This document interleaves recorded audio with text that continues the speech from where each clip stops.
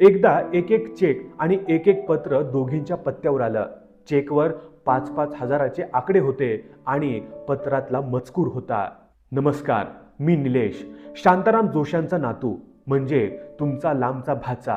बाबांना आजोबांच्या पश्चात वाडी शेती जमली नाही, ते आता मी करतो आहे. आपली जुनी वाडी आता मी गेली काही वर्ष नव्याने डेव्हलप केली आहे.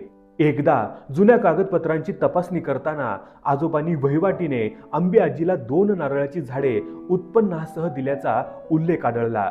काही वर्ष ती वहिवाट सुरू होती. आज अंबीने नारळ उतरवले.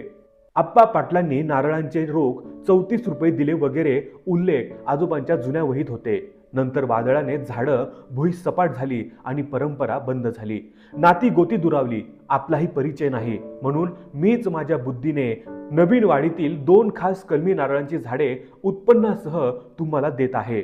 तुम्हाला इथे येऊन उस्तवार करणं शक्य नसल्याने मीच त्या दोन्ही झाडांचे नारळ उतरवून पैसे वार्षिक पाठवत जाईन. आजही मी हेच म्हणेन की तुम्हाला दोन्ही आत्यांना माहेरची कमतरता भासली तर कधीही इथे या. कितीही दिवस माहेरपणाला राहा. तुमची झाडं बघा, त्यांना खतपाणी घालायला तरी या, असं मला मनापासून वाटतं. खाली नंबर दिला आहे. पत्र आणि चेक मिळाल्यावर अवश्य फोन करा. दोघींनीही साश्रू अंतकरणाने ते पत्र उराशी कवटाळून धरलं. ज्यांनी करार मदार केले आणि ज्यांना ऋणानुबंधाचे धागे शेवटपर्यंत घट्ट ठेवायचे होते, ती सगळी मंडळी आज निजधामाला गेली असली तरीही परंपराचे प्रवाह मात्र आजही अखंडित होते.